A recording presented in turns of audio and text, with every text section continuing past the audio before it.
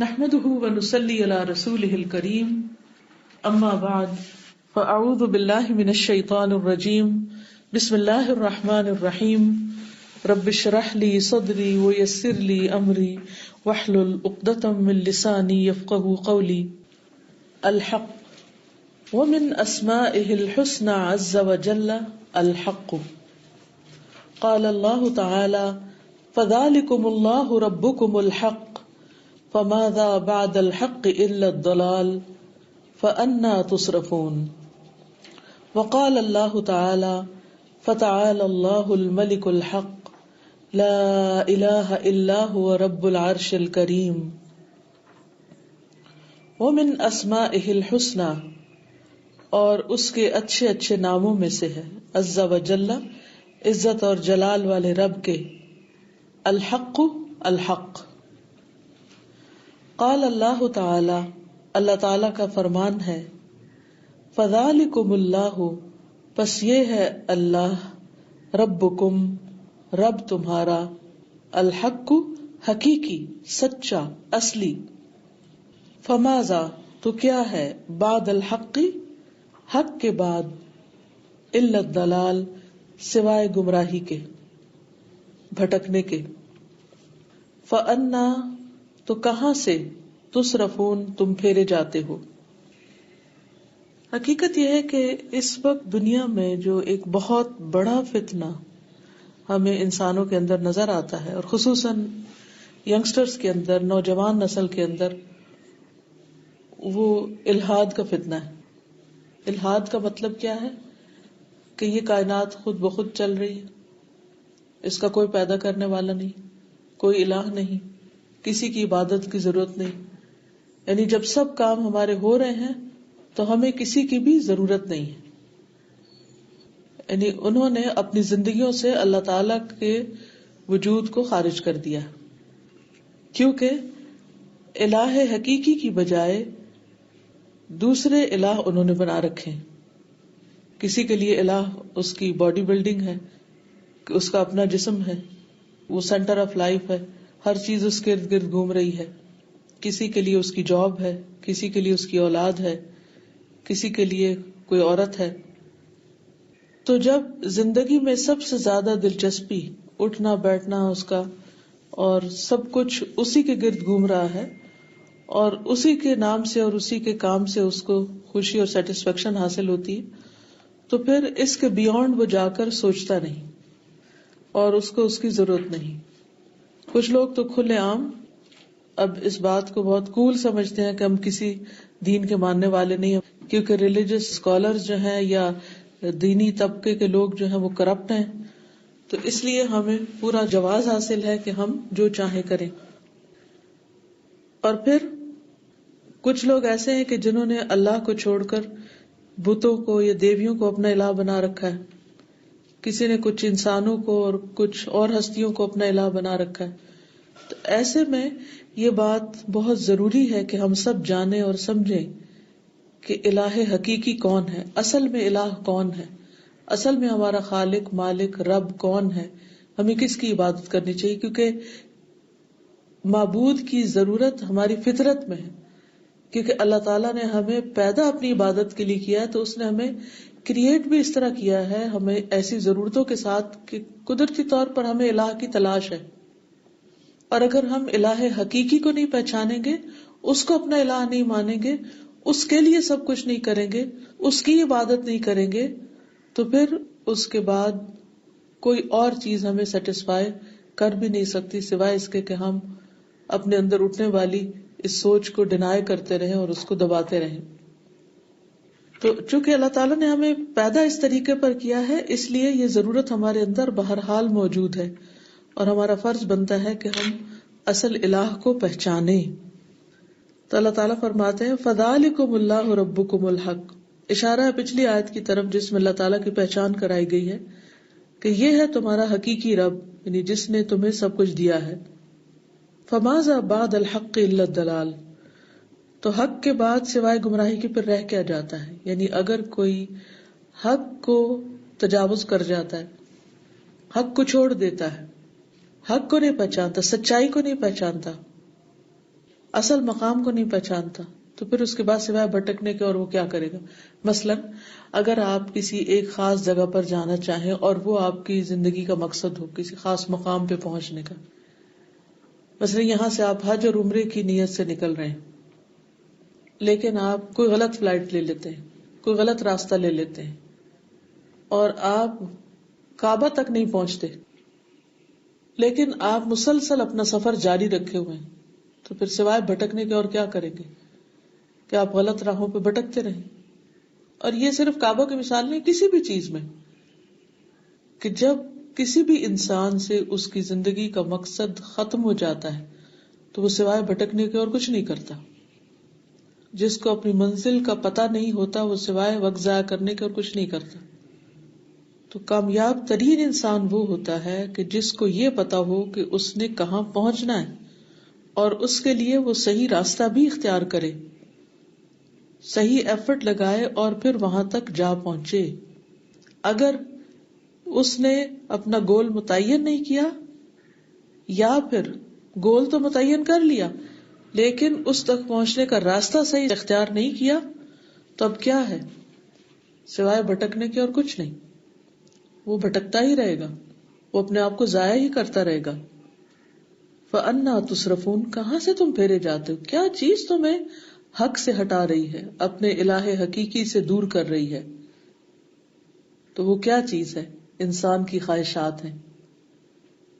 یعنی انسان کی جو خواہشات ہیں وہ اس کو اللہ تعالی تک نہیں پہنچنے دیتی. اس کے باطل خیالات ہیں, اس کی غلط معلومات ہیں جو دنیا کے بارے میں اور اس کے کریٹر کے بارے میں, یا پھر کچھ ایسی قوتیں ہیں جنہوں نے اس کو حق سے پھیر دیا, فطرت سے موڑ دیا. یعنی خالق کی ضرورت, اس کی تلاش, اس کو پانے کا شوق, یہ ہم سب کے اندر رکھ دیا گیا, اور ہر انسان اس کے لیے کوشش کرتا ہے, ہر انسان اس کو طلب کرتا ہے. لیکن جب انسان کسی اور چیز میں پڑھ کر اس چیز کو بھول جاتا ہے تو اسی کے بارے میں اللہ تعالیٰ فرماتے ہیں فَأَنَّىٰ تُصْرَفُونَ, یعنی تم تو جا رہے تھے اس چیز کی تلاش میں, تمہارے اندر جس کی پیاس رکھ دی گئی ہے, تو کس نے تمہیں وہاں سے موڑ دیا, کون سی چیز نے تمہیں پھیر دیا.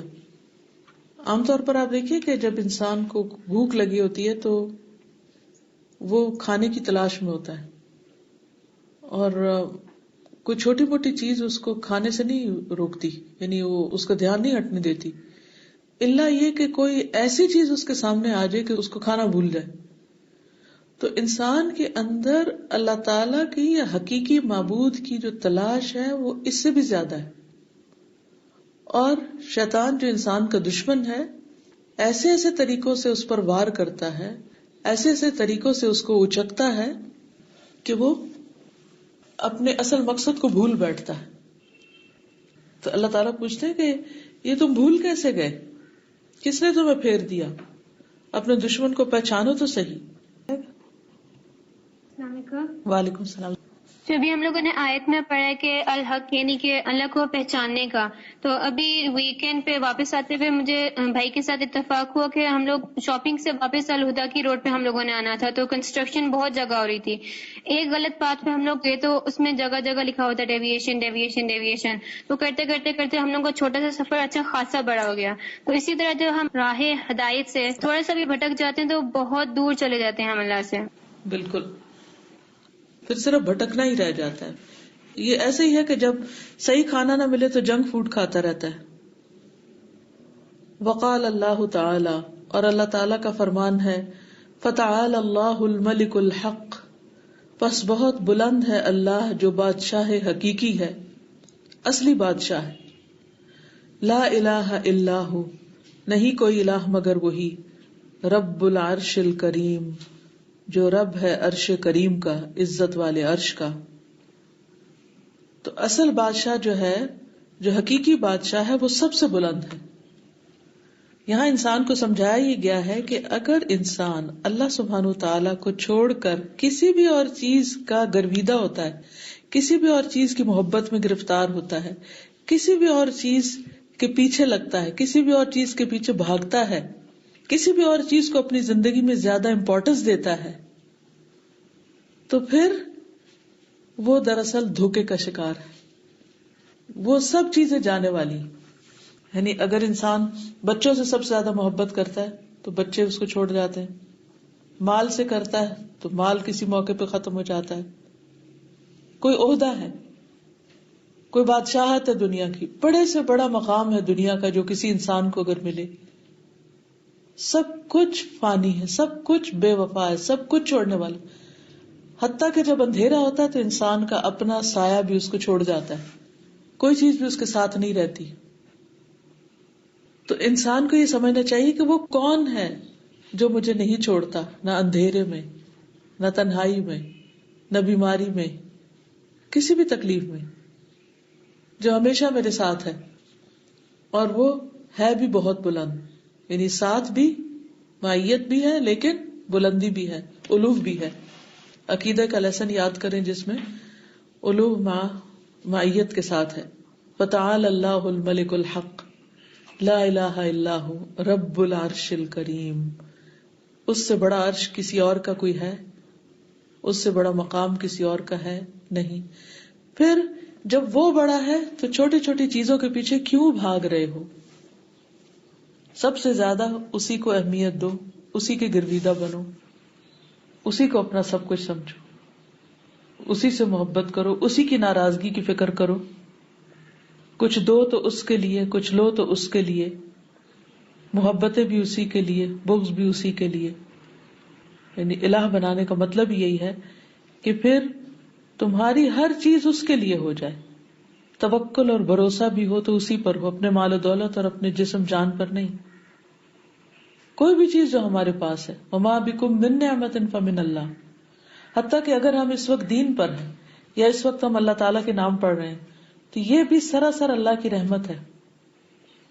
آپ دیکھیے کہ یوسف علیہ السلام کو جس وقت اس عورت کی طرف سے آزمائش آئی تھی تو انہوں نے یہ نہیں کہا کہ تم عورت کیا ہو کمزور، میں بڑا اسٹرانگ ہوں فزیکلی اور میرا تو ایمان بھی بڑا پکا ہے تو میں تم سے دھوکے میں نہیں آ سکتا یا تمہاری بات نہیں مان سکتا.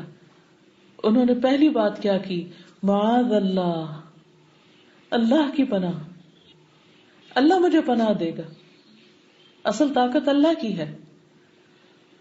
تو انسان پر اگر کوئی آزمائش بھی آتی ہے، انسان کسی فتنے میں بھی پڑتا ہے، انسان کسی بھی مشکل کا شکار ہوتا ہے، تو اس وقت بھی اس کا احساس، اس کا خیال یہی ہونا چاہیے کہ یہ اللہ ہی ہے جو مجھے بچائے. اگر ہم حق پر قائم ہوں تو یہ بھی صرف اللہ کی خاص رحمت اور عنایت کی وجہ سے ہے. ہمارے اندر کوئی طاقت نہیں ہے کہ ہم حق پر قائم رہیں. صحابہ بھی نہیں. نبی صلی اللہ علیہ وسلم اپنے لیے کیا دعا مانگتے تھے؟ یا مقلب القلوب ثبت قلبی علی دینک، یا مصرف القلوب صرف قلوبنا علی طاعتک. تو اصل ہمارے دل بھی اس کے ہاتھ میں ہیں، ہماری روحیں اور جانیں اس کے ہاتھ میں ہیں. وہ ہر چیز کا مالک ہے، چھوٹی سے چھوٹی سے لے کر بڑی سے بڑی چیز کا. اور وہ رب العرش الکریم ہے، وہ ہے ہمارا آقا، وہ ہے ہمارا رب، وہ ہے ہمارا الہ جو سب سے بڑا ہے. اس کا بندہ بننا زیادہ بہتر ہے یا کسی اور کی غلامی اختیار کرنا؟ اس کو خوش کرنا بہتر ہے یا انسانوں کی خوشی کے پیچھے بھاگتے رہنا؟ کوئی کچھ کہنا چاہے گا آپ بس؟ استاذہ، یہ جو بھی آپ نے بات کی میرے ذہن میں آیا تھا کہ ایک جنرل پرسپشن ہوتی ہے لوگوں کی کہ جو لوگ ریلیجن کو فالو کرتے ہیں وہ بہت زیادہ بیکورڈ ہوتے ہیں یا وہ ماڈرن نہیں ہوتے، یا اس طرح کی جو پرسپشن ہوتی ہے. تو ابھی I am feeling lot of contentment ماشاء اللہ کہ آپ کو یہ پتا ہو کہ آپ رائٹ چیز پہ ہیں. اور پھر ہمیں اللہ تعالیٰ کا کتنا شکر ادا کرنا چاہیے کہ مسلم فیملیز میں ہماری برتھ ہوئی and then we are blessed with Quran and there are so many people جن کو یہ چیز نہیں پتا. تو دس از آور ریسپانسبلٹی کہ ہمیں ان تک پہنچانا بھی ہے کہ ہم نے جب پڑھ لیا، ہمیں پتہ چل گیا کہ رائٹ وے کون سا ہے، تو خود بھی اس پہ سیسپاز رہیں اور اس کے بعد دوسروں کو بھی بتائیں گے. بالکل. یعنی سب سے بڑے رب کو جو عرش عظیم کا مالک ہے اس کے آگے جھکنا ہے، اس میں انسان کی عزت ہے یا دنیا کے آقاؤں کے آگے جھکتے رہنا؟ یہ سوچے انسان کہ زیادہ عقل مند کون ہے، جو عرش والے کے آگے جھکتا ہے، اس کی بات مانتا ہے. تو جب دین پر ہم عمل کرتے ہیں تو ہمیں کوئی بھی انفیریورٹی کمپلیکس نہیں ہونا چاہیے کہ او ہو ہمیں کوئی بیکورڈ کہے گا یا ہمیں کوئی حقیر جانے گا. یہ شیطان نے انسان کو دین پر چلنا اور اللہ کی اطاعت اور اللہ کی فرمانبرداری کو حقیر بنا کر دکھایا ہے، ورنہ اس سے بڑا بلندی والا اور اس سے بڑا عظمت والا اور اس سے بہترین کام ہی کوئی نہیں کہ انسان اپنے رب کا بندہ بن کے رہے. ایک چیز جو مجھے آ رہی تھی کہ ہمارے اندر ایک جو یہ خواہش، ایک جو نیڈ ہے اللہ سبحانہ و تعالیٰ کی، کہ ہم ہر وقت چاہتے ہیں ہم کسی سے باتیں کریں، کسی سے مشورہ لیں، کسی سے اس کی پسند پوچھیں. اور سارے جو انبیاء کرام تو ان کا یہی تھا کہ وہ ہر وقت اللہ تعالیٰ کو پکارتے تھے، ہر وقت ان سے بات کرتے تھے. جیسے ہوتا ہے نا بعض ہم کسی کو گفٹ دینا ہو تو ہم یعنی جیسے اللہ تعالیٰ سے بولتے ہیں کہ اللہ تعالیٰ یہ اب کس کو دوں، آپ کو جو پسند ہو اس کو دوں.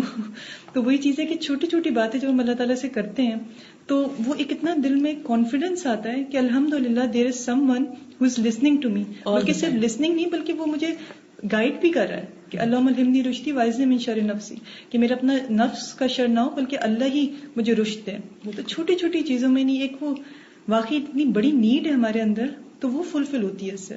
بالکل. ریالٹی. اور اسی وجہ سے تو اللہ تعالیٰ نے اپنا تعارف کرایا ہے تاکہ بندہ کسی کا محتاج نہ رہے، بندہ صرف اللہ کا محتاج ہو. کیونکہ انسان جب بندوں کا محتاج ہو جاتا ہے تو ذلیل ہو کے رہ جاتا ہے، اور جب اللہ کا محتاج ہوتا ہے اور اللہ کے آگے جھکتا ہے تو وہ عظیم ہو جاتا ہے. اللہ تبارک و تعالی هو الملک الحق الموجود حقیقتا الذي لا يسع احد انکارہ ولا جحودہ فلا ریب ولا شک فی وجودہ. اللہ تبارک و تعالی هو الملک الحق، وہی حقیقی بادشاہ ہے، الموجود حقیقتاً، حقیقت میں موجود ہے، یعنی وجود باری تعالیٰ ہے.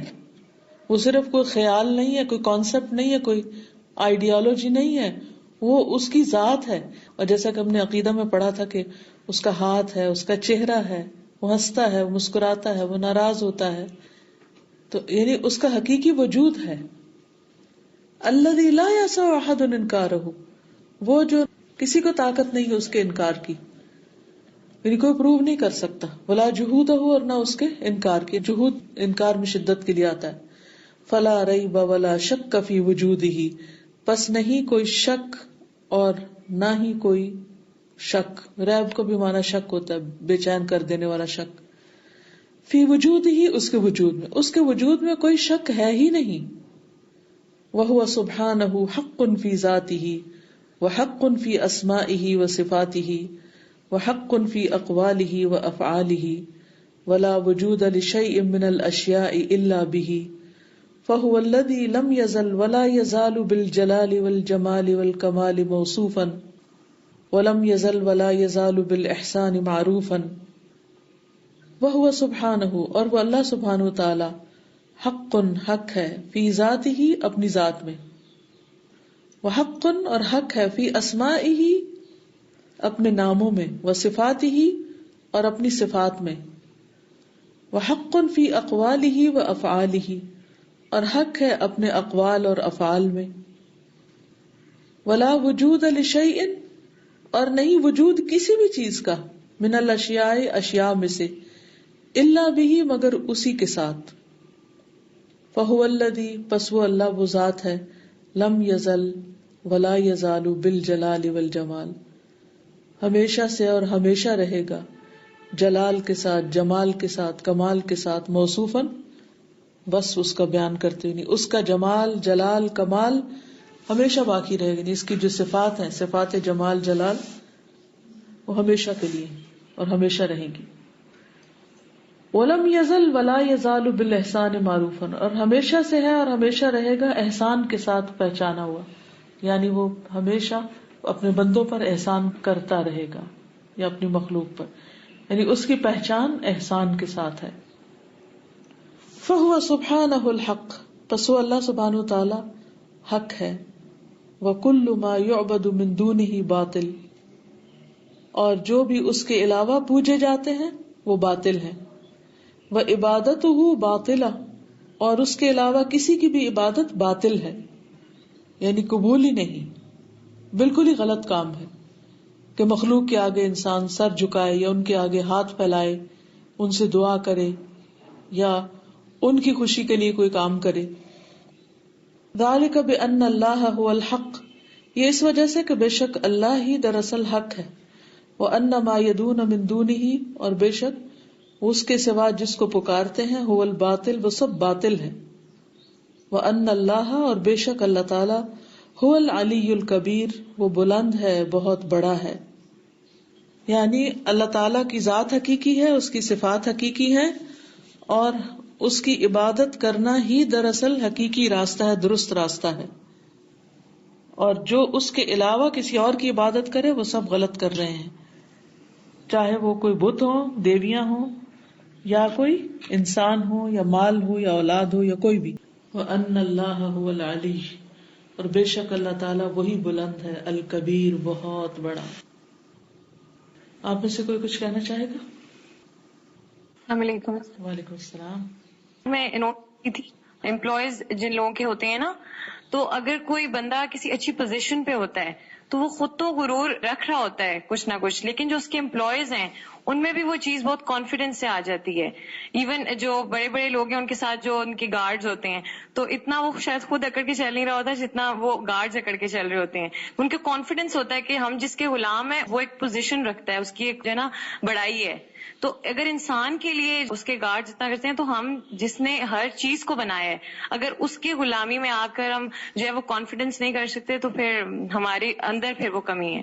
بالکل، اصل میں پھر ہمارا تعلق ہی کوئی نہیں نا پھر اس کے ساتھ صحیح، ہم اس کو کچھ سمجھتے ہی نہیں. اگر ہم اس کو کچھ سمجھنے لگے تو خود بخود یہ کانفیڈنس آ جائے کہ ہم اس کی عبادت کرتے ہوئے کسی سے نہ ڈرے، نہ جھجکے، نہ گھبرائیں، اور نہ اس میں پیچھے ہٹیں، بلکہ دوسروں کو بھی پش کریں اور اس پر پرسسٹنٹ ہو کہ یہی صحیح راستہ ہے. ہم کتنی جلدی ہار مان جاتے ہیں دین کے معاملے میں، کتنے کچے پڑ جاتے ہیں، کتنے کمزور ہو جاتے ہیں، تھوڑا سا پریشر نہیں برداشت کر سکتے، اتنا بھی نہیں جتنا ہم دنیا کی چیزوں کے لیے کر لیتے ہیں، فوراً کمپرومائز کر لیتے ہیں، اچھا ٹھیک ہے، نہیں تو نہ صحیح. اللہ غفور رحیم. السلام علیکم. وعلیکم السلام. استاذہ، یہ جو آپ نے بات کی نا کہ اللہ ہنستا ہے، ناراض ہوتا ہے، اللہ کے ہاتھ ہیں، اللہ موجود ہے، تو اس میں جب ہم فرسٹ پیپر دے رہے تھے تو ہماری ٹیچر نے نا ہم سے کہا کہ اللہ موجود، تو وہ بورڈ پہ لکھ کے باہر چلی گئی. تو ہم نیچے کو منہ کر کے پیپر دے جا رہے ہیں، لکھی جا رہے ہیں. جب ہم نے بورڈ پہ یہ پڑھا تو ہماری گردنیں تقریباً ہمیں ایسا لگا کہ اکڑ گئی ہیں، اگر ذرا سا بھی اوپر منہ اٹھائیں گے تو کسی کے پیپر پہ نظر پڑ جائے گی. تو یہ احساس جو تھا نا، اس نے واقعی فوراً ہم پہ ایک طرح سے نا اثر کیا، اور ہمیں گردنوں میں اتنی زیادہ تکلیف ہو رہی تھی جھکا جھکا کے، پھر بھی ہم اوپر نہیں اٹھا رہے تھے کہ اللہ موجود، وہ دیکھ رہا ہے کہیں کسی کے پیپر پہ نظر نہ پڑ جائے ہماری. اچھا، یہ جو جملہ ہے نا اللہ موجود، یہ اس طرح نہیں لکھنا چاہیے، انہوں نے ناسمجھی میں لکھ دیا. اصل میں یہ لکھنا چاہیے کہ ان اللہ بصیر، کیونکہ یہ جو موجود والی بات ہے نا، اس سے پھر ایک اور غلط طرف بھی بات نکل جاتی ہے کہ اللہ تعالیٰ ہر چیز میں موجود ہے. یعنی Allah is everywhere with his وجود. اللہ اپنے وجود کے ساتھ صرف عرش پر ہے، لیکن وہ اپنے علم کے ساتھ، اپنی بصارت، اپنے سمیع ہونے کے ساتھ، یعنی کہ اپنی صفات کے ساتھ موجود ہے. ٹھیک ہے، اس کی ذات کہاں ہے؟ عرش پر، لیکن اپنی صفات کے ساتھ وہ ہر چیز کے بارے میں جانتا ہے اور ہر چیز کی خبر ہے اس کو. ٹھیک ہے، تو آئندہ ٹیچرز نوٹ کر لیں کہ وہ اللہ موجود لکھنے کی بجائے ان اللہ بصیر بالعباد لکھیں. استاذہ، جب ہم کوئی کام کرتے ہیں تو اس ٹائم ہمیں ہو رہا تھا کہ اگر ہم کسی کے لیے بھی کر رہے ہو نا، تو جب ہمیں یہ یقین ہوتا ہے کہ اللہ تعالیٰ کے لیے ہم کر رہے ہیں اور اللہ تعالیٰ دیکھ رہا ہے، کوئی بھی نہیں دیکھ رہا، تو دل اتنا زیادہ مطمئن ہو جاتا ہے کہ اس کا کوئی کریڈٹ نہیں رہتا ہے کہ کسی انسان سے ہم نہیں چاہتے، پھر وہ اللہ سے ہی چاہتے ہیں. بالکل، وہ پھر شوق ہی نہیں رہتا. پھر جس کے لیے کر رہے ہوتے ہیں تو دل میں اتنی خوشی ہوتی ہے کہ وہ دیکھ رہا ہے، کیونکہ دکھاوے کا ہی شوق ہے نا، تو اس کو دکھا دیں کہ جس کا دیکھنا کو فائدہ بھی دے گا. بندوں کا دیکھنا فائدہ کیا دیتا ہے یہ تو بتائیں ذرا. جب بندے کو ہماری نیکی دیکھ لیتے ہیں تو ہمیں کون سا انعام دیتے ہیں ہر وقت؟ السلام علیکم. وعلیکم السلام. میں سوچتی تھی کہ بعض اوقات ہوتے ہیں لوگ بڑے شاہ خرچی کرنا شروع کر دیتے ہیں اور کہتے ہیں جاؤ میں نے معاف کیا، مطلب کچھ بھی ان کے ساتھ کوئی برا کر دو تو وہ معاف کر دیتے ہیں، تو اگلا حیران ہو کے پوچھتے کیا تمہاری شادی ہونے والی ہے، یا تم بہت خوش نظر آ رہی ہو، تمہارا ویزا لگ گیا ہے، کوئی بھی مطلب ان ایکسپیکٹڈ چیز پوچھتے ہیں کہ آج کل اتنی خوش کیوں ہو. تو میں سوچ رہی تھی کہ لوگ عموماً دین میں آنے کے بعد بھی پریشان ہی رہتے ہیں کہ دین کو بوجھ سمجھنے لگتے ہیں، لیکن اللہ سے جو محبت کرنے والا بندہ ہے نا، وہ اللہ کی خوشی کے لیے دوسروں کو معاف کرنا شروع کر دیتے، تو آٹومیٹکلی خوش ہونا، دل کا اطمینان کو پانا وہ نصیب ہو جاتا ہے. تو ہمیں اللہ سے دعا مانگنی چاہیے کہ یہ ہمیں خوشی مل جائے، کیونکہ بوجھ زیادہ محسوس ہونے لگتا ہے. بہت اچھی بات کی آپ نے کہ عام طور پر لوگ دین کو ایک پریشانی، ایک ذمہ داری سمجھ کے بس سر پہ اٹھائے ہوئے ہیں کہ جہاں موقع ملے اٹھا کے نیچے رکھے. کچھ لوگوں کے بیچ میں وہ سر پہ اٹھائے رہے اور جب وہ لوگ ہٹ جائیں تو پھر وہ اٹھا کے ٹوکری نیچے رکھتے. اور دوسری بات یہ کہ لوگوں کی خوشی کے مقام کیا ہے، یعنی کن باتوں پر خوش ہوتے ہیں. ان کی ساری زندگی شادی اور ان چند چیزوں کی گرد گھومتی رہتی ہے نا، اور وہ بھی صرف وقتی ایکسائٹمنٹ ہوتی ہے. کسی سے بھی پوچھے شادی کے بعد کہ وہ شادی سے کتنا خوش ہے تو پتہ چل جائے گا کہ یہ کون سی ایسی چیز ہے کہ جس کو انہوں نے مرکز زندگی بنا کر رکھا ہوا ہے. وعلیکم السلام. استاد جب ارتھکویک آتا ہے تو وہی بلڈنگز جائیں گر جاتی ہیں جن کی بیس اسٹرانگ نہیں ہوتی. اگر ہم لوگ اپنی بیس اسٹرانگ بنائیں گے، ہمارا فیتھ اسٹرانگ ہوگا، تو پھر جتنے مرضی ہم لے، شیطان جس طرح مرضی ہم لوگوں کو کرنے کی کوشش کرے، ہم لوگ پھر رائے حق سے نہیں ہٹیں گے. تو بہتر مطلب چاہیے کہ ہم اپنا اللہ تعالیٰ پہ فیتھ اسٹرانگ کریں. بالکل اصل بات ہی یہی ہے، اور اسی کے لیے یہ اللہ تعالیٰ کے نام پڑھنے کی ضرورت ہے. کیونکہ جب تک اللہ تعالیٰ کے بارے میں علم نہیں ہوگا، اس کی صفات کا علم نہیں ہوگا کہ وہ ہے کون، تو اس وقت تک بنیاد مضبوط ہی نہیں ہو سکتی. کسی بھی چیز کی جب بنیاد فیک ہوتی ہے تو پھر اس کے اوپر بننے والی بلڈنگ بھی فیک ہوتی ہے، چاہے وہ بازار کتنا بڑا اسٹرکچر نظر آتا ہو.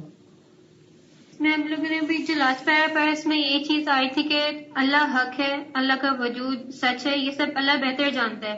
اس کو کیا پڑھیے وہ ہمیں بتائے، وہ ہماری بہتری کے لیے تھا کہ ہم لوگوں کا اس پہ فرم یقین ہوئے، اس لیے وہ ہمیں بتا رہے تھے کہ ہم اس پہ یقین کریں. یہی جو فرمنس تھی حضرت ابراہیم علیہ السلام میں، اسی لیے انہوں نے آگ میں چھلانگ لگا دی بنا کچھ سوچے کہ وہ جانتے تھے ان کا اللہ حق ہے، وہ ان کو بچائے گا، ان کی مدد کرے گا. بالکل صحیح کہا، بالکل صحیح کہا. یعنی جب وہ یقین ہوتا ہے نا تو پھر انسان بڑے بڑے رسک لے لیتا ہے. واللہ عز وجل هو الحق وقوله حق وفعله حق ولقاؤه حق ورسله حق وكتبه حق ودينه حق وعبادته وحده لا شريك له هي الحق وحكمة الحق وحكمه ہونا چاہیے وحكمه الحق وكل شيء ينسب إليه فهو حق.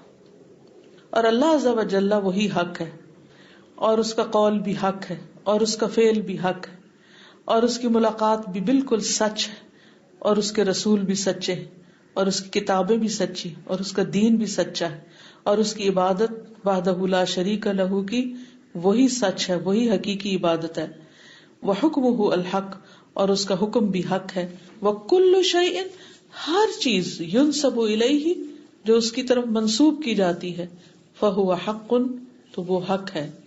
یعنی ہر چیز جو اس سے بلانگ کرتی ہے وہ بالکل حق ہے. قال النبی صلی اللہ علیہ وسلم، نبی صلی اللہ علیہ وسلم کا فرمان ہے، اللہم ربنا لک الحمد، اے اللہ جو ہمارا رب ہے تیرے ہی لیے ہے حمد. انت قیم السماوات والارض، تو قائم رکھنے والا ہے آسمان و زمین کا. ولک الحمد، اور تیرے لیے ہے تعریف. انت رب السماوات والارض ومن فیہن، اور تو رب ہے آسمانوں اور زمین کا اور جو ان کے درمیان ہے. وَلَكَ الْحَمْدُ، اور تیرے ہی لیے ہے حمد. انت نور السماوات والارض ومن فیہن، تو نور ہے آسمان و زمین کا اور جو ان کے اندر ہے. انت الحق، تو حق ہے.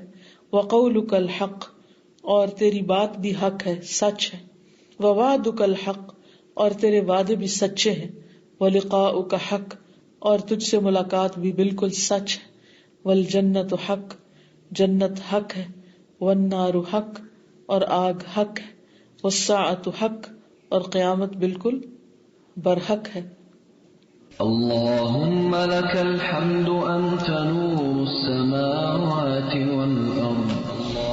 اللهم لك الحمد أنت نور السماوات والأرض.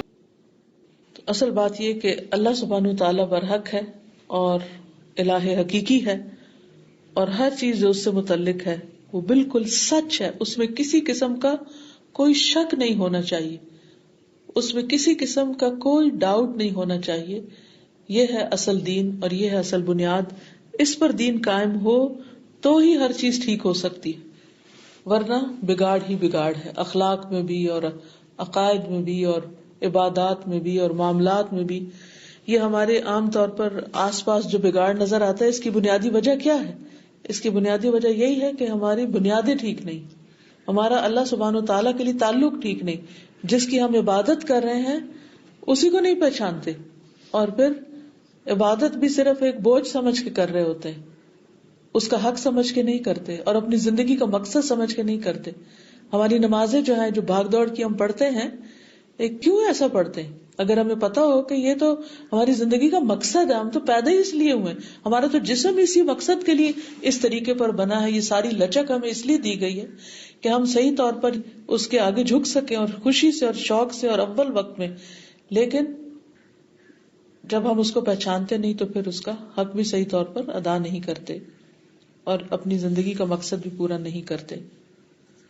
وَهُوَ سُبْحَانَهُ الْإِلَٰهُ الْحَقُّ وَالرَّبُّ الْحَقُّ الَّذِي خَلَقَ السَّمَاوَاتِ وَالْأَرْضَ وَمَا فِيهِنَّ وَخَلَقَ أَرْزَاقَ الْخَلَائِقِ وَالَّذِي يَمْلِكُ السَّمْعَ وَالْأَبْصَارَ وَالَّذِي يُخْرِجُ الْحَيَّ مِنَ الْمَيِّتِ وَالْمَيِّتَ مِنَ الْحَيِّ وَالَّذِي يُدَبِّرُ الْأَمْرَ فِي الْعَالَمِ الْعُلَوِيِّ وَالسُّفْلِيِّ حَيٌّ قَيُّومٌ لَا تَأْخُذُهُ سِنَةٌ وَلَا نَوْمٌ. وَهُوَ سُبْحَانَهُ، اور وہ اللہ سبحانہ تعالی، الإلہ الحق، الہ حقیقی ہے، والرب الحق، اور حقیقی رب ہے، الذی، جس نے، خلق السماوات والارض، پیدا کیا آسمانوں اور زمین کو، وما فیہن، اور جو ان کے درمیان ہے، وخلق ارزاق الخلائق، اور اس نے پیدا کیے مخلوق کے رزق، یعنی صرف مخلوق کو نہیں پیدا کیا، ہر ایک کو کیا کھانا ہے وہ بھی پیدا کیا. اب ہمیں اپنے کھانے کا تو پتا ہے، یہ چند جانوروں کے کھانے کا پتا ہے، لیکن اتنی بے شمار ان نون مخلوق جن کا نام بھی ہمیں نہیں پتا، ان کی تو ضروریات سے ہم بالکل ہی ناواقف ہیں کہ انہیں کیا چاہیے کھانے کو، اور کوئی اور بھی نہیں، یعنی صرف میں اور آپ نہیں بلکہ عمومی طور پر انسانوں کی جہالت کا یہ عالم ہے.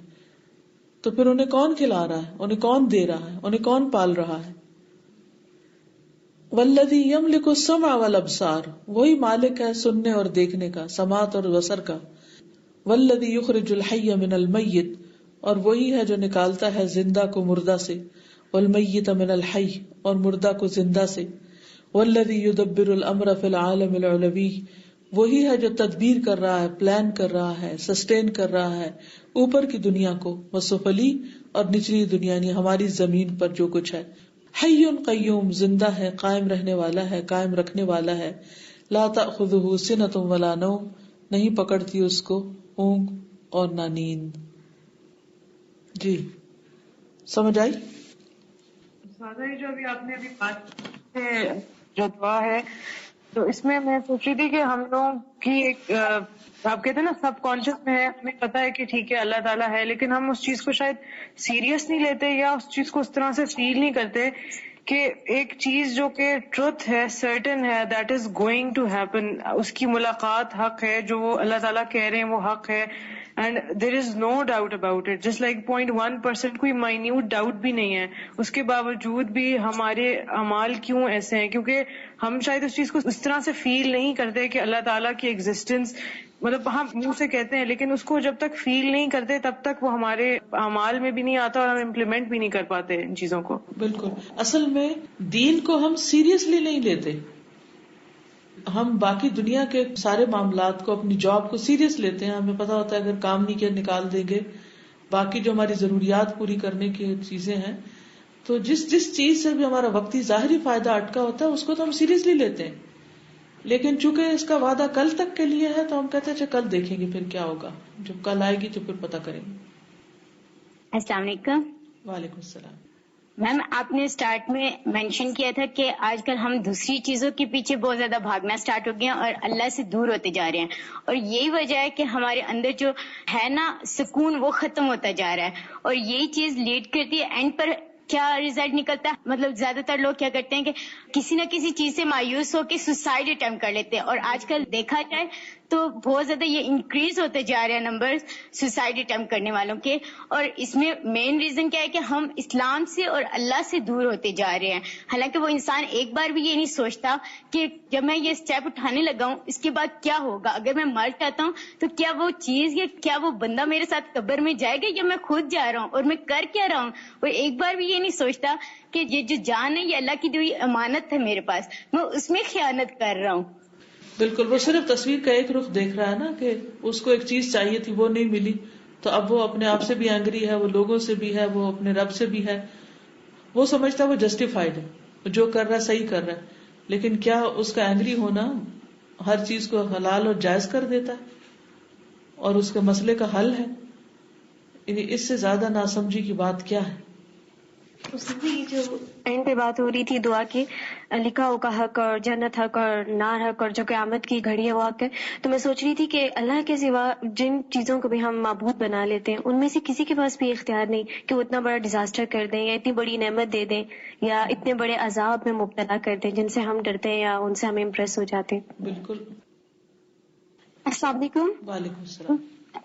ایک طرح سے مجھے لگتا ہے کہ یہ ہمارا ٹیسٹ ہے، کہ جیسے قرآن پاک میں بھی ہے پہلے رکوع میں کہ الذین یؤمنون بالغیب، مطلب حق پر ایمان لانا، حق کو حق ماننا ہمارا ایک ٹیسٹ ہے کہ اللہ تعالیٰ نے حق تو بتا دیا کہ ایک چیز نے بتا دیا کہ وہ کس طرح سے ہے، اور ہمیں پھر اللہ تعالیٰ نے آنکھیں دی ہیں اور کان دیے دیکھنے اور سننے کے لیے، اور پھر رسول بھیجے. جی اور پھر ایک طرح سے مطلب لیکن پھر بھی وہ ہمارے سامنے ظاہر نہیں ہے، اور یہی ہمارا ٹیسٹ ہے کہ ایمان بالغیب اس چیز کے اوپر لے کر آنا کہ وہ حق ہے. جیسے کسی صحابی نے کہا تھا کہ اگر مجھ سے مطلب جو غیب کے جتنے بھی پردے ہیں وہ سب دور ہو جائیں تو پھر بھی مجھے حیرت نہیں ہوگی بالکل بھی. بالکل. تو اس حق کو حق ماننا چاہیے. اس میں 2 پوائنٹس مجھے آ رہے تھے. ایک پوائنٹ یہ تھا کہ جیسے میں پریکٹیکل لائف سے جو ریلیٹڈ ہے کہ بعض دفعہ جیسے ہوتا ہے کوئی آیا ہوتا ہے تو ہم کہتے ہیں چلو نماز میں بعد میں پڑھوں گی، یعنی جیسے ہوتا ہے پرائورٹی اللہ کو نہیں دینی. تو اس وقت اگر انسان کو یہ احساس ہو جائے، جیسے آپ نے بات کی کہ ہم عبادت کے لیے ہی پیدا ہوئے ہیں، تو اس کو اگر ہم پرائورٹی نہیں دیں گے تو پھر اور ساری چیزیں تو پھر ہمیں اس طرح سے فائدہ نہیں پہنچائیں گی. اور دوسرا جو ایک پوائنٹ تھا وہ یہ تھا کہ میں سوچ رہی تھی جتنی بھی ایڈکشنز ہوتی ہیں لوگوں کو، ان سے نکلنے کا صرف یہی ایک راستہ ہے کہ اگر اللہ کی پہچان کروا دی جائے کہ اللہ کی ذات سچ ہے، ریئلٹی ہے، حق ہے اور وہ موجود ہے، تو انسان کو ایڈکشن کی ضرورت ہی نہ ہو، وہ کسی اور چیز کی طرف. جو جتنی بھی ایڈکشنز ہیں آج کل تو بہت ایڈکشنز ہیں مختلف قسم کی، تو فلفلمنٹ نہیں ہوتی نا لوگوں کی، تو پھر بار بار پلٹ کے اس چیز کی طرف جاتے ہیں، وہ اس ویکیوم کو بھرنے کے لیے. بالکل. السلام علیکم. وعلیکم السلام. پچھلے دنوں نا مجھ سے مطلب کسی نے ڈسکس کی کہ جو فیکٹریز کا ویسٹ مٹیریل ہوتا ہے اور وہ جو سارا لیکوڈ ہوتا ہے وہ سمندر کو ڈیمیج کر رہا ہے، مطلب سمندر کی جو مخلوق ہوتی ہے اس کو ڈیمیج کر رہا ہے. تو وہ ریسرچ کر رہی تھی پچھلے دنوں کہ وہ نینو پارٹیکلز بنائے جائیں، ایسے چھوٹے مائکروسکوپک پارٹیکلز ہوتے ہیں کہ وہ اگر اس میں ڈال دیے جائیں تو وہ اس نقصان سے بچا جا سکتا ہے. تو میں یہ سوچی تھی کہ وہ نینو پارٹیکلز اتنے چھوٹے ہوتے ہیں کہ عام آنکھ سے انہیں دیکھ ہی نہیں سکتی، وہ نیکڈ آئی سے کسی کو نظر ہی نہیں آ سکتے، اور ان کا اتنا زیادہ فائدہ ہے کہ وہ اتنے بڑے نقصان سے مطلب ایک مخلوق کو بچا سکتے ہیں. تو میں ابھی اس کو ریلیٹ کر رہی تھی کہ اگر ہم لوگ بھی اپنی سوچ کے جو نینو پارٹیکلز اتنی چھوٹی چھوٹی چیزیں جو ہوتی ہیں جو ہماری اندر ایگزسٹ کرتی ہیں لیکن ہم انہیں اگنور کر جاتے ہیں، جو چیز ہماری صرف سوچ میں آتی ہے اور وہ چیز ہمیں شرک کی طرف لے جاتی ہے، اگر ہم ان کو فوکس کر دیں کہ وہ بھی ہمارے ساتھ مطلب نہ آئے تو انشاءاللہ ہم اللہ تعالیٰ کو بھی جان لیں گے اور اس کا حق بھی ادا کریں گے. بالکل. یعنی چھوٹی چیزوں کو بھی چھوٹا نہیں سمجھنا چاہیے. اللہ تعالیٰ نے جو کچھ بھی بنایا ہے وہ چھوٹا بھی بہت بڑا ہے. فَهَذَا هُوَ الْإِلَهُ الْحَقُّ الْعَلِيمُ بِكُلِّ شَيْءٍ الْقَادِرُ عَلَى كُلِّ شَيْءٍ الْخَالِقُ لِكُلِّ شَيْءٍ الَّذِي لَا يَأْتِي بِالْحَسَنَاتِ إِلَّا هُوَ وَلَا يَدْفَعُ السَّيِّئَاتِ إِلَّا هُوَ ذُو الْأَسْمَاءِ الْحُسْنَى وَالصِّفَاتِ الْعُلَى ذُو الْعَظَمَةِ وَالْجَلَالِ وَالْكِبْرِيَاءِ. فَهَذَا پس یہ ہے، هُوَ الْإِلَهُ الْحَقُّ وہی حقیقی الہ، العلیم بکل شیء جو ہر چیز کو جانتا ہے، القادر علی کل شیء جو قدرت رکھتا ہے ہر چیز پر، الخالق لکل شیء پیدا کرنے والا ہر چیز کا، الذی وہ جو لا یأتی بالحسنات نہیں لاتا حسنات کو بھلائیوں کو، الا ہوا مگر وہی، یعنی ساری بھلائیاں ہمیں اسی کی طرف سے ملتی ہیں. وَلَا يَدْفَعُ السَّيِّئَاتُ إِلَّا هُوَ، اور نہیں وہ دور کرتا برائیوں کو مگر وہی. یعنی خیر بھی وہی دیتا ہے اور شر سے بھی وہی بچاتا ہے. ذُو الْأَسْمَاءِ الْحُسْنَى، اچھے اچھے ناموں والا ہے. وَالصِّفَاتِ الْعُلَىٰ، اور بلند صفات والا. ذُو الْعَظَمَةِ وَالْجَلَالِ وَالْكِبْرِيَاء، جو عظمت اور جلال اور کبریائی والا ہے، بڑائی والا ہے. الا يستحق هذا الاله الحق ان يعبد ويطاع ويشكر، کیا مستحق نہیں یہ الہ جو حقیقی الہ ہے کہ عبادت کیا جائے، ویطاع اور اطاعت کیا جائے، ویشکر اور شکر ادا کیا جائے اس کا. یعنی جس نے یہ سب کچھ کیا ہے، یعنی جو حقیقی الہ ہے، جو قادر ہے، جو خالق ہے، جو ساری نعمتیں دیتا ہے، جو تکلیفیں دور کرتا ہے، جس کے نام اچھے اچھے، جس صفات بلند ہیں، عظمت جلال کی بریائی اسی کی ہے. کیا اس کا اتنا حق نہیں کہ اس کی عبادت کی جائے اور اس کا شکریہ ادا کیا جائے؟ الا ما اجہل واضل من صرف عن عبادت اللہ الى عبادت غیرہ، خبردار سنو کتنا جاہل ہے وہ شخص اور بھٹکا ہوا ہے وہ جو اللہ کی عبادت سے پھر گیا. من انصرف عن عبادت اللہ الى عبادت غیرہ، کسی اور کی عبادت کی طرف. یعنی جس نے اللہ کو مرکز زندگی بنانے کی بجائے اور چیزوں کو مرکز زندگی بنا رکھا ہے. فذالکم اللہ ربکم، یہ ہے اللہ تمہارا رب، الحق حقیقی. فماذا بعد الحق الا الضلال، تو کیا ہے پھر حق کے بعد سوائے گمراہی کے، بھٹکنے کے. فأنا تصرفون، کہاں سے تم پھیرے جاتے ہو. کیا سمجھ میں آ رہا ہے؟ یعنی انسان کے پاس اس کے بغیر کوئی چارہ ہی نہیں کہ صرف اللہ ہی کی طرف رجوع کرے، اللہ ہی کی عبادت کرے، اللہ ہی کی طرف پلٹے. کوئی اور چیز اس لائق ہی نہیں، مستحق ہی نہیں، اس قابل ہی نہیں کہ انسان اللہ کو چھوڑ کر اس کی طرف ایسا متوجہ ہو. السلام علیکم استاذہ. وعلیکم السلام. آج کل ہماری تجوید پہ بہت زیادہ فوکس کیا جا رہا ہے، تو میں اس سے ریلیٹ کرنا چاہوں گی. جیسے مطلب ذرا سا بھی ہم کانشیسلی اگر نہیں پڑھتے اس کو تو کوئی پور ورڈ جو ہے وہ باریک ہو جاتا ہے، وہ جو باریک ہونا ہوتا ہے وہ پور، مطلب اتنے زیادہ مل جل کے ورڈز آ رہے ہوتے ہیں کہ سمجھ نہیں آ رہی تھی کہ زبان کو کس طرح موڑیں اور یہ کریں. تو وہ اسی طرح لائف کو اگر ہم بالکل کانشیس ہو کے نہیں کریں گے، ہر کام ہم ایسے ہی کر رہے ہوتے ہیں کہ بس ایسے ہی کریں، کوئی ہم نے سوچا نہیں ہوتا کہ اس کام کے کرنے کا مقصد کیا ہے. تو لائف کو بھی جب ہم سوچیں گے کہ اس کو کانشیسلی کرتے جائیں کہ یہ کام میں اللہ کے لیے کروں یا کس کے لیے کر رہی ہوں، اس کا اجر کیا ہے، تو یہ لائف بالکل اسی طرح کہ بالکل کانشیس ہو کے جب گزارا جائے کہ میں کس لیے آئی ہوں کیا ہے، تو پھر جو ہے گزاری جا سکتی ہے. ادروائز جیسے حضرت عمر نے کہا تھا کہ یہ ایسے کہ پھونک پھونک کے قدم رکھے جائیں. کبھی ہم اچھا کام کرتے ہیں پھر برا کام کرتے ہیں تو وہ پھر ختم ہو جاتا ہے اس سے. دو چیزیں ذہن میں آتی ہیں، ایک تو یہ کہ مومن کو ہر لمحہ کانشیسلی بسر کرنا ہے، دوسرا یہ کہ ہر وقت انسان کوئی نہ کوئی ڈیسیژن لے رہا ہوتا ہے، اور اگر وہ رائٹ ڈیسیژن نہیں لیتا تو وہ پھر بھٹک جاتا ہے. تو بھٹکنا جو ہے وہ بہت قریب ہے. تو ہر قدم جب تک سیدھا نہ ہو اور صحیح ڈائریکشن پر نہ ہو، چاہے چھوٹا کام ہو یا بڑا کام ہو، چاہے کوئی حرکت ہو یا حرف ہو، تو ہر ایک کو جب تک اس کا حق نہ دیا جائے تو بات نہیں بنتی.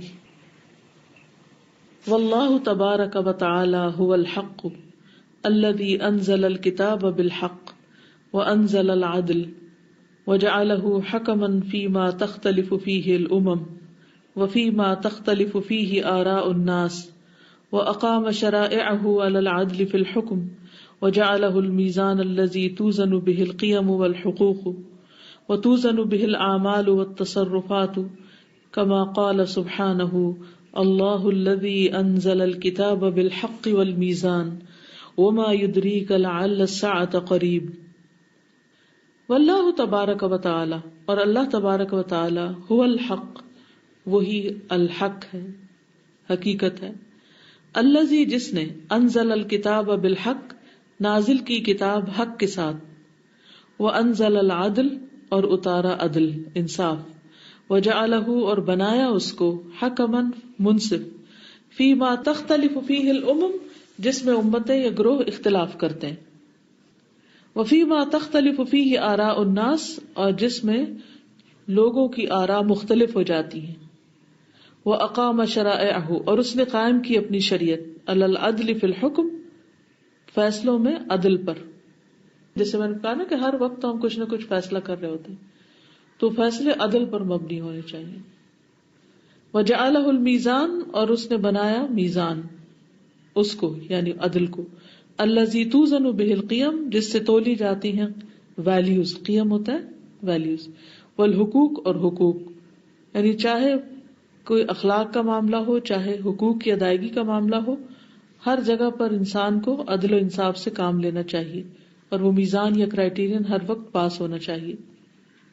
وتوزن بہ الاعمال والتصرفات، اور اسی سے وزن کیے جاتے ہیں اعمال اور تصرفات، یعنی معاملات، ہم جو کچھ بھی کرتے رہتے ہیں، ہمارے ڈے ٹو ڈے لائف کے ایکشنز. کما قال سبحانہ، جیسے اللہ تعالیٰ کا فرمان ہے، اللہ الذی انزل الکتاب بالحق، اللہ وہ ذات ہے جس نے کتاب حق کے ساتھ اتاری. والمیزان، اور میزان. وما یدریک، اور کیا چیز بتائے تجھ کو، لعل الساعۃ قریب، شاید کہ قیامت قریب ہو. یعنی انسان کو اپنی آخرت کو سامنے رکھ کے کام کرنے چاہیے. لعل الساعۃ قریب، ٹھیک. اور اگر یہ احساس رہے انسان کو کہ قیامت قریب ہے، تو پھر کیا ہوگا کہ انسان اپنے اندر ایک میزان رکھے گا، ایک کرائیٹیرین رکھے گا. کسی بھی چیز کو کرنے کے لیے وہ تولے گا اس کو کہ کیا حق ہے اور کیا باطل ہے. وہ یہ نہیں دیکھے گا کس میں فائدہ اور کس میں نقصان ہے دنیا کا، کیا مجھے اچھا لگتا اور کیا نہیں اچھا لگتا، کیا لوگوں کو پسند ہے اور کیا لوگوں کو پسند نہیں. وہ کیا دیکھے گا کہ حق کیا ہے. یعنی ہم جیسے اس وقت بھی یہاں بیٹھے ہیں تو ہمارے بیٹھنے کے پیچھے ایک نیت ہے، ایک ارادہ ہے، ایک مقصد ہے. تو اس وقت ہم میں سارے ایک سوچے کہ وہ کیوں بیٹھا ہے یہاں، یا کیوں یہ کتاب پڑھ رہے ہیں، یا کوئی بھی کام ہے. تو ان سب کے لیے کرائیٹیریا کیا ہے ہمارے پاس کہ ہم صحیح کر رہے ہیں یا غلط کر رہے ہیں. کیونکہ بعض اوقات بہت سی فورسز ایسے ہوتی ہیں جو ہمیں حق سے ہٹانا چاہتی ہیں. سب سے پہلے تو انسان کا اپنا نفس دشمن جو ہے وہ اس کو کہتا ہے کہ لو یہ تو کھانے کا وقت ہے، تو آرام کا وقت ہے، تو گھر جانے کا وقت ہے، اور اس وقت یہ سب کچھ کس لیے.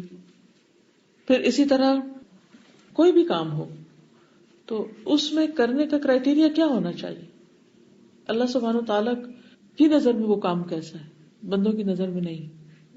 سلیمان کی نا کہ شکر، جس کا میں شکر بھی، اور یہ بھی ہے کہ توحید سے کہ میں تیرا شکر کروں، اور وہ کام کو جس سے تو راضی ہو، جس سے تو راضی ہو. بالکل، یہ ایک جو چیز سے بازی آ جاتی تو انسان کو خوف اور غم سے پاک ہو جاتا ہے. بالکل، چاہے وہ کام مشکل ہو یا آسان ہو، من پسند ہو یا ناپسند ہو. کیونکہ وہ جیسے کہا نا، پھر سب سے بڑا تو خود انسان کا اپنا نفس ہوتا ہے، پھر شیطان ہوتا ہے، پھر لوگ ہوتے ہیں. کتنی ساری رکاوٹیں ہوتی ہیں ایک حق کے راستے پہ چلنے میں. تو اگر انسان کے پاس میزان ہوگا تو وہ ہر ایک کو ہٹاتا رہے گا کہ نہیں. موسیٰ کا بھی یاد ہے، موسیٰ قبر تک جا رہے تھے تو موسیٰ نے کہا تھا نا کہ صدیاں بیت جائیں میں یہ سفر جاری چلتا رہا. ان کا ان کا ویژن جو تھا وہ بالکل یہی چیز انسان کو انتھک محنت کرواتی. نہ وہ دن دیکھتا ہے انسان، نہ وہ رات دیکھتا ہے، نہ وہ کسی کی تعریف کو دیکھتا ہے، نہ کسی کی تنقید کو دیکھتا ہے. جب اس کو حق مل جاتا ہے اور حق کا پتہ چل جاتا ہے، حق کی نشاندہی ہو جاتی، تو پھر اس کے لیے وہ جان بھی دے ڈالتا ہے. یعنی اگر کسی نے حق کو معلوم کرنا ہے تو وہ کتاب کو دیکھے، اور پھر ایک میزان دیکھے، اپنے اندر پائے، اور پھر آخرت کو سامنے رکھے. واللہ سبحانہ هو الحق الذی ارسل رسلہ بالہدی ودین الحق المشتمل علی العدل والاحسان والرحمہ لیظہرہ علی الدین کلہ کما قال سبحانہ هو الذی ارسل رسولہ بالہدی ودین الحق لیظہرہ علی الدین کلہ وکفی باللہ شہیدا. اور اللہ سبحانہ وتعالی وہی حق ہے، الذی جس نے ارسل رسولہ بھیجا اپنے رسولوں کو، بالہدا ہدایت کے ساتھ، وہ دین الحق اور دین حق دے کر. دین حق کیا ہے؟ المشتمل علی العدل والاحسان والرحمہ، جو مشتمل ہے عدل، احسان اور رحمت پر. کتنی آسان زبان میں کتاب لکھی گئی، صرف سمجھنے کی ضرورت ہے. لیظہرہ علی الدین کلہ، تاکہ اسے غالب کر دے تمام ادیان پر.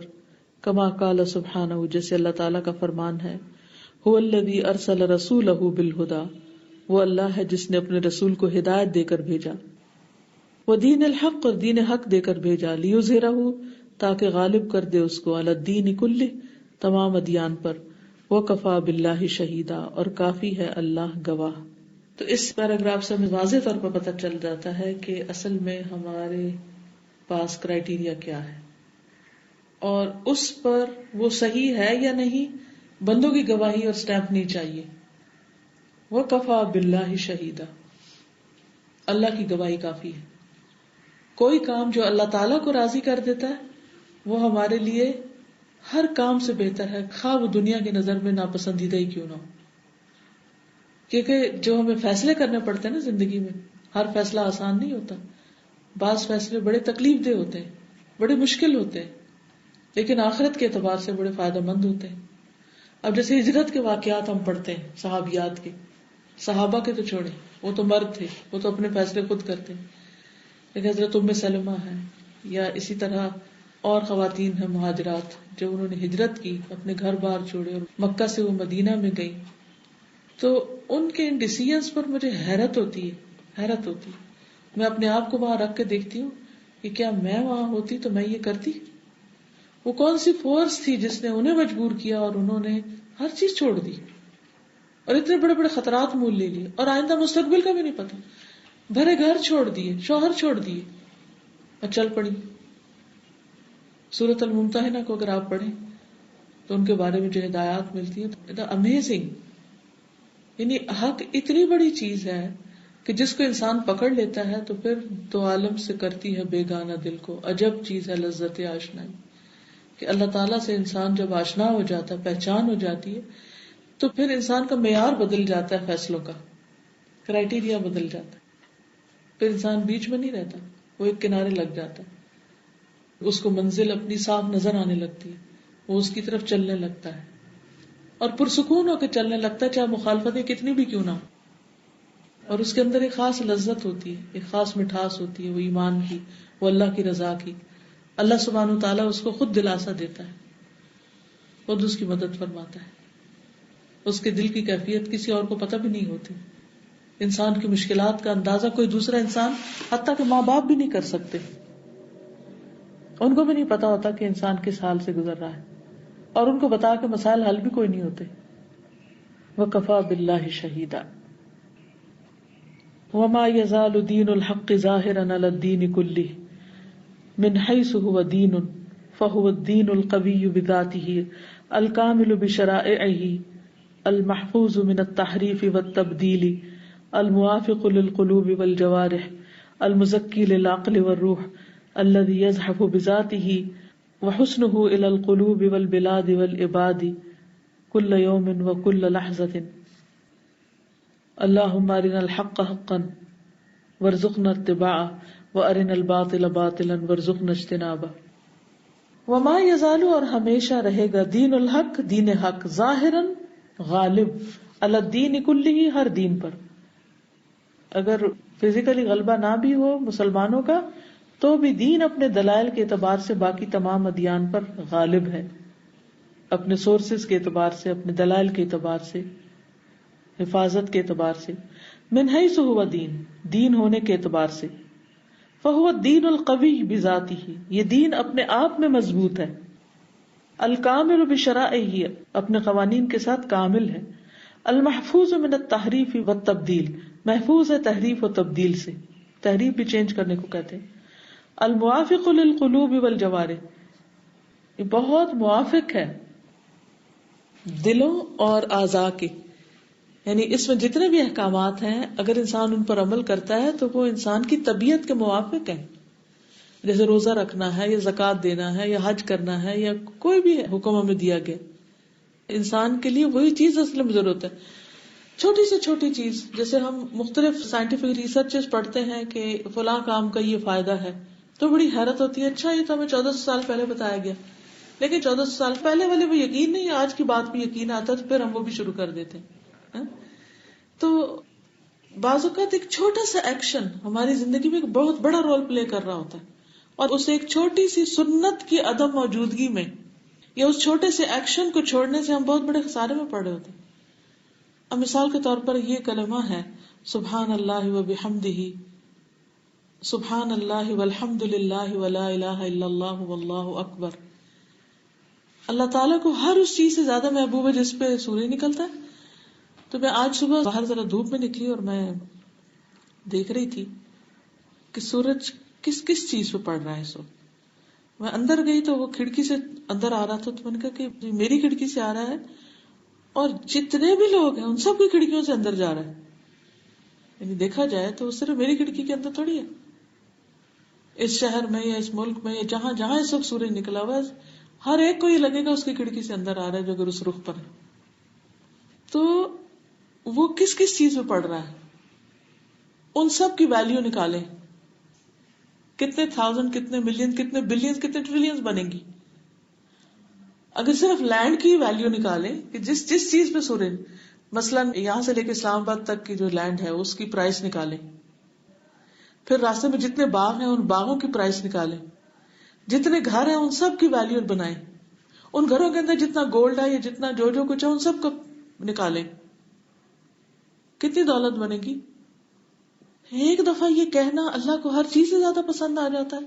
سبحان اللہ, مجھے حیران کر دیتا ہے یہ کلمہ, اور میں کہتی یا اللہ میں کیوں جاہل رہی اس سے, مجھے اس سے پہلے کیوں نہیں پتا چلا کہ میں زندگی کے ہر روز میں ایک دفعہ تو پڑھتی, کم از کم ایک دفعہ تو پڑھتی, کیوں نہیں پڑھا میں نے. پھر اسی طرح لا الہ الا اللہ وحدہ لا شریک لہ لہ الملک ولہ الحمد وہو علی کل شیء قدیر, جو 100 دفعہ پڑھتا ہے اس سے بہتر کوئی عمل لاتا ہی نہیں اس دن سوائے اس کے جو اس سے زیادہ یہ پڑھ لے. تو میں نے کیوں نہیں پڑھا. اتنے دن میری زندگی کے گزر گئے اس کلمے کے بغیر. کتنی جاہل تھی میں. جاہل اس لیے, جاہل وہ نہیں ہوتا کہ جس کو انفارمیشن نہ ہو, جاہل وہ ہے جس کا عمل نہ ہو. علم عمل میں آتا ہے تو تبھی انسان عالم بنتا ہے نا, ورنہ تو جاہل ہے. ایسی کتنی اور دین کی چیزیں کی جو ابھی تک مجھ سے چھپی ہوئی ہیں, یعنی میرے عمل میں نہیں ہے. تو یہ چھوٹی چھوٹی چیزیں ہیں کہ جو ہمارے لیے انتہائی فائدے کی ہیں اور ہم ان چیزوں کو کر سکتے ہیں. It's very much possible. ایک دن صرف آپ 100 دفعہ پڑھنے کے لیے تسبیح لے کے بیٹھ جائیں, یعنی گن لیں اور دیکھیں کہ 10 منٹ لگیں یا 15 لگیں یا 20 لگیں, کتنے آپ کو لگتے ہیں. 10 بھی بہت مشکل لگتے ہیں. اچھا اب کیا کریں, 10 منٹ کے لیے آپ دن میں سوچیں کون سا کام آپ کرتے ہیں. ڈرائیونگ کرتے ہیں 10 منٹ کے لیے, یا کوکنگ کرتے ہیں, یا کلیننگ کرتے ہیں, یا کٹنگ کرتے ہیں, یا شاپنگ کرتے ہیں, یا خاموش بیٹھتے ہیں ایسے ہی. تو اس 10 منٹ کو بغیر گنے بھی آپ اگر پڑھ لیں گے نا تو آپ کہیں گے آپ کے 100 ہو گئے. کیا دن میں 10 منٹ نہیں نکال سکتے ہم نکال سکتے ہیں, لیکن ہماری توجہ ہی نہیں ہے. تو یہ موافق ہے قلوب اور جوارح کے. یہ دین ایسا دین ہے جو ہمارے اعضاء کو اور ہمارے دلوں کو اور ہماری ہر چیز کو فٹ بیٹھتا ہے. المزکی للعقل والروح, عقل اور روح کو پاک کرتا ہے ہر طرح کے بوجھوں سے اور علائشوں سے اور تفکرات سے اور غموں سے. ہر غم سے انسان کو بے نیاز کر دیتا ہے. اب دیکھیں کہ سب سے بڑا غم انسان کو کیا ہو سکتا ہے, جیسے موت کا ہو سکتا ہے نا, قبر کا ہو سکتا ہے. سوچئے مومن کے لیے تو وہ بھی ایک سکون کی جگہ ہے. اگر اس کو یہ آواز آ جائے کہ اب تم اس طرح سو جیسے ایک دلہن سوتی ہے, اور اب قیامت کے دن تم اٹھو گے, اللہ اکبر, یہ ندا جس کو آ جائے کہ قیامت تک کے لیے اب سو جاؤ, اللہ اکبر. تو یہ خیال آتے ہی موت بھی اچھی لگنے لگتی ہے کہ اگر دنیا میں نیند پوری نہیں ہو رہی تو وہاں نیند پوری ہو جائے گی. تو فکر غم اس کا ہونا چاہیے کہ اس کے لیے کچھ تیاری ہے کہ نہیں. غم اس کا نہیں صرف رہنا چاہیے کہ وہاں پتہ نہیں کیا ہوگا. المزکی للعقل والروح, یہ عقل جو ہر وقت انتشار کا شکار رہتی ہے, یہ کروں کہ نہ کروں, ڈیسیژن نہیں لے پاتے, ایسے وسوسے, وشاویش اور طرح طرح کے تشویش, یہ اس کا کیا ہوگا, اس کا کیا ہوگا. دین ان سب چیزوں کی ایسی رہنمائی کرتا ہے کہ انسان کے اندر سے وہ جواب ملتے جاتے ہیں. جو اللہ تعالیٰ کا کلام پڑھتا ہے انسان, جو اس کے نام پڑھتا ہے, وہ ساری چیزوں کا جواب ملتا جاتا ہے, اور انسان یوں لگتا ہے جیسے دھوپ نکل آئی ہے, سارے جالے ختم ہو جاتے ہیں, روح کے بوجھ ہٹ جاتے ہیں. الذی یزحف بذاتہ, وہ جو اپنی ذات میں خود چل رہا ہے, یعنی کسی کو چلانے کی ضرورت نہیں. زحف کا مطلب ہے چلنا. وحسنہ الی القلوب, اور اس کا حسن دلوں میں, والبلاد, اور شہروں میں, والعباد, اور بندوں میں, کل یوم, ہر دن و ہر لحظہ ہے مومن کی نئی شان نئی آن. یعنی یہ دین جس طرح ہماری زندگی میں آتا رہتا ہے ویسے ویسے انسان کے دل میں، شہروں میں، گھروں میں ہر روز حسن کا اضافہ ہوتا چلا جاتا ہے. اللہم ارنا الحق حقا، اللہ ہمیں حق کو حق دکھا، وارزقنا اتباع، اور ہمیں اس کا اتباع سجھا، وارنا الباطل باطلا، اور ہمیں باطل کو باطل دکھا، وارزقنا اجتنابا، اور اس سے بچنے کی توفیق عطا فرما. اب آپ کے ذہن میں کوئی سوال ہے یا کوئی بات ہے تو آپ کر سکتے ہیں. جی السلام علیکم. وعلیکم السلام. استاذہ، عموماً ہم جب فرائض کی ادائیگی کر لیتے ہیں یا سنتیں جو موقدہ ہوتی ہیں یا اسی نوعیت کے کچھ کام کر لیتے ہیں تو پھر ہم اس کو کافی سمجھ لیتے ہیں کہ ہاں یہ فرض پورا ہو گیا. اور جو مستحبات ہوتی ہیں یا جن چیزوں کو بہت پسند کیا گیا ہے ان کے بارے میں ہمارا کہیں یہ کانسیپٹ ہوتا ہے کہ یہ تو کوئی ایکسٹرا آرڈنری قسم کی، جب ہم نکلیں گے مصروفیات سے اور فری ٹائم ملے گا تو پھر ہم کریں گے، یا یہ وہ لوگ کرتے ہیں جن کے پاس کوئی اتنا اور کرنے والا کام نہیں ہوتا. یہاں کچھ بات بتائی جا رہی ہے کہ یہ ساری چیزیں جو ہیں وہ بہت زیادہ موافق ہیں ہمارے، ہم ان کو مشکل سمجھ کے چھوڑ دیتے ہیں. اصل میں ٹائم مینجمنٹ کی بات ہے اور توجہ کی بات ہے. صرف کرنے کے کاموں کی اگر لسٹ بنی ہوئی ہو نا، جیسے دنیا کے کاموں کو نہ بھولنے کے لیے ہم لسٹ بنا کے رکھتے ہیں، ایسے ان کو بھی لسٹ بنا لینا اور ان کے لیے ٹائم مقرر کر لیں تو اللہ سبحانہ وتعالیٰ توفیق دے دیتا ہے. اصل بات یہی ہے کہ ہم کیا چاہتے ہیں، کرنا چاہتے ہیں کہ نہیں کرنا چاہتے. جی جزاک اللہ. السلام علیکم. استاذہ ایک کوشچن تھا. جی جیسے ہم اللہ تعالیٰ کے نام پڑھ رہے ہیں ایوری ویک، تو میرے مائنڈ میں کوشچن آ رہا تھا کہ ہم جیسے ہم نے لاسٹ ٹائم الودود پڑھا تو جسٹ ہم اس کو صفات کے طور پر لیں یا ہمیں قرآن سے حدیث سے کوئی ایسی دلیل بھی ملتی ہے کہ ہمارے اندر بھی اللہ تعالیٰ وہ صفات دیکھنا چاہتے ہیں، وہ کوالٹی، جیسے اللہ تعالیٰ خود رحم کرنے والا ہے تو ہمیں بھی اس کی تلقین کی گئی ہے، تو کیا باقی صفات کے بارے میں بھی ایسا کچھ ملتا ہے ہمیں؟ قرآن و حدیث میں اگر آپ غور کریں اور ان ناموں میں بھی اگر آپ غور کریں تو مؤلف پہلے کیا کرتے ہیں، شروع میں اللہ سبحانہ وتعالیٰ کے ریفرنس سے وہ چیزیں لاتے ہیں، پھر اس کے بعد بندوں کو کیا کرنا چاہیے اس کے اعتبار سے. تو ان صفات کا ہم سے یہ تعلق ہے کہ ان صفات کی روشنی میں ہم اپنے طرز عمل کو پہچانیں کہ اگر اللہ سبحانہ وتعالیٰ غفور الرحیم ہے تو میرا طرز عمل کیا ہے، اگر وہ علیم الحکیم ہے تو میرا طرز عمل کیا ہے. صحیح، جزاک اللہ خیر. میری طرف سے سب کو پچھلی عید مبارک، اور آپ لوگ خوش رہیں، محنت کریں اور خوب خوب پڑھیں، اور اللہ تعالیٰ آپ سب کو خوش رکھے. جزاکم اللہ خیرا. وآخر دعوانا الحمد للہ رب العالمین. سبحانک اللہم وبحمدک، اشہد ان لا الہ الا انت، استغفرک واتوب الیک. السلام علیکم ورحمۃ اللہ وبرکاتہ.